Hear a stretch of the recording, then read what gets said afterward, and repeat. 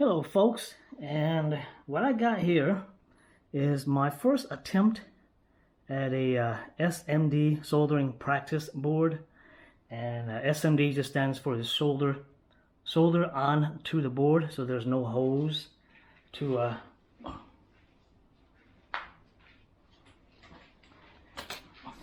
so there are no holes in the board for you to stick the electronic prongs through. And SMDs are usually smaller. As you can see, the components are like super, raise it up, it's like super duper small. And I used a magnifying glass, like, see here, right here. And I just finished this, and I doubt, it's my first attempt at SMD boards, so I doubt I actually did it correctly. So let's try it out. So I got my little battery pack here. Let's see, probably won't work correctly. Let's see, all right. Yep. No. Let me shut off the light. What it's supposed to do is that there's supposed to be 4 green lights. So there's only 2 green light comes on, but it's supposed to be 4 on each corner, like one here, here, here, and here. And this red light's supposed to go around in a circle, and there's 1 red light in the center, LED. So I probably screwed something up. I can get it to go around in a circle, and those 2 to flash. The battery I'm using is not enough juice. Let's see here. Yeah, that's. But it's not working the way it's supposed to. But I got it to semi work. I didn't use any flux on the resistors, capacitors, or the diodes. Let's see, so getting it actually semi working, I would say is,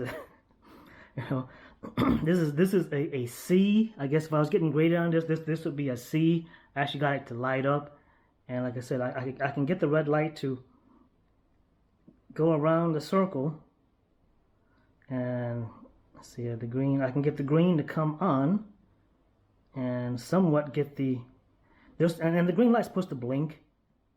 So all right, enough of that. So turn the light back on. There we go.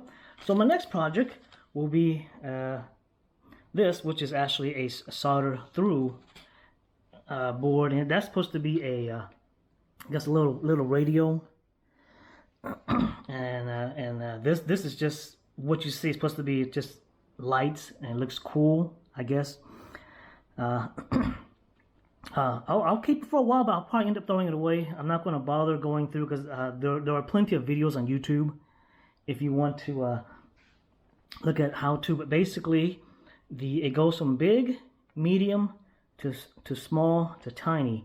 So this is a resistor. These are capacitors.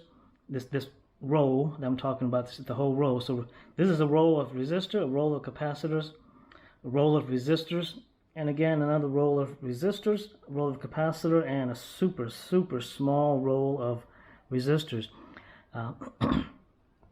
I checked all the resistors with the multimeter set to the ohm setting. They all showed they all came up with a resistance reading.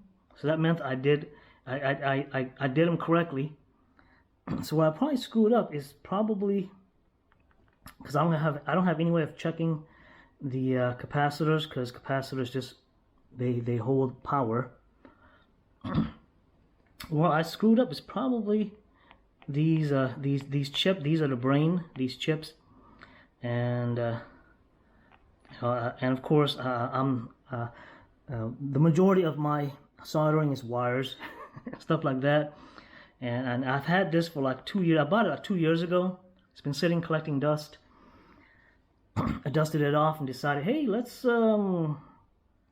try this and see, because I wanted to try it 2 years ago, and because we're all locked down because of COVID. And so I'll probably order another board, probably a different board than this one, an SMD practice board, and see if I can get that to work correctly. Yeah, there's something goofed. And yeah, so if you don't have a magnifying glass, I definitely recommend getting one. Or if you want to spend a little bit of extra money, getting one of those USB micro, how would you call them? Microscopes for, like, you know, looking at insects, for soldering, stuff like that. And get some. I got some on order. So when you do SMD soldering, use the I guess the no clean flux. All the flux that I have are I guess the sticky kind that stays sticky, and then basically the no clean flux is just a really light. Is really a really light filtered flux, and when you get them, they'll be like super almost like clear liquid. Some will be a little bit yellowish, but this basically is you know, flux that's been filtered. That's all it is. All right, so let me get this one done, and then do a video on it, and we'll see. I'm not gonna bother because I had to go this first row I messed up on. I had to go through and retouch up my soldering. And then it finally gave a reading on the multimeter. But again, if you get one of these, it's pretty easy. Just the biggest capacitor goes here.